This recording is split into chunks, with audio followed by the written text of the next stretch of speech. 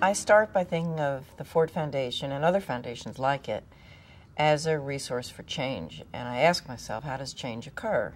Change occurs because someone wakes up in the morning either inspired by a new idea or angry about something that's happened to them or happened to someone else, and they believe life can be better, and they decide they're going to try and make it better. And they start out in a process of change, building something, and they run up against something which they can't accomplish unless they have some money and they have some contacts and they have some voice beyond their own. And that's where a foundation comes in. So I see us as a resource for people around the world who want to change things in particular areas that we're concerned with.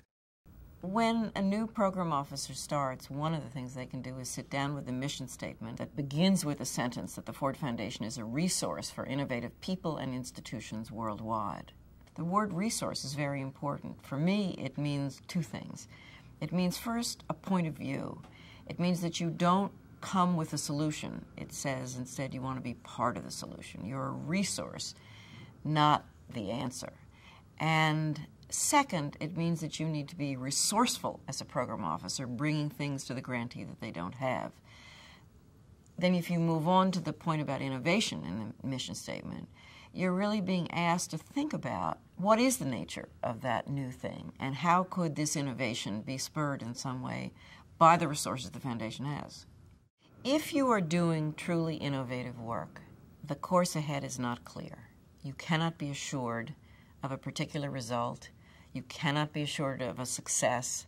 All extraordinary breakthroughs come from trial and error processes over many years where people had faith, often in themselves, to keep pushing at something. And the foundation needs to have faith in its program officers and in the people they are supporting, that they are good people, they're working towards some common end, and then to agree that there is going to be a tremendous amount of ambiguity in this process. You are not necessarily going to know what the result is, and if you do, it's probably not worth doing because someone else could do it. And I think another feature of this is that new ideas are coming from the edges of the field because it is often people from the margins who drive new ideas into the center.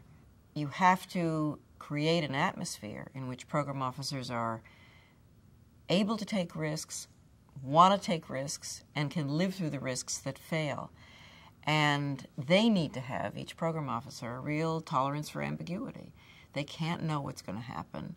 And when things don't happen the way you hoped or wanted, you have to support them, you have to help them take the next step, learn from what didn't work. And I think that's very much part of the values that you have to create institutionally.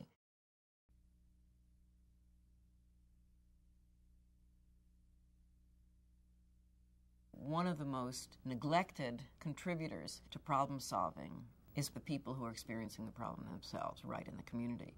It's our belief that every problem solution that we're involved in developing ought to have strong participation from the people in the community on the ground where the problem is experienced. But at the same time, they can't necessarily affect the government policymakers.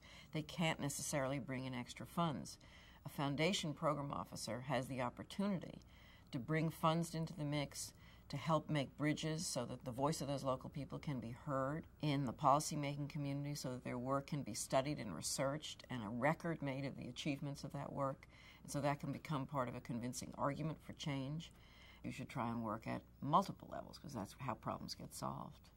And so being able to work at all these levels seems to me very important. Or if the foundation is one that can't work at all of those levels, to make a partnership with others that can, so that what you do at one level isn't sort of lost, so it's picked up by someone else and made to work in another way.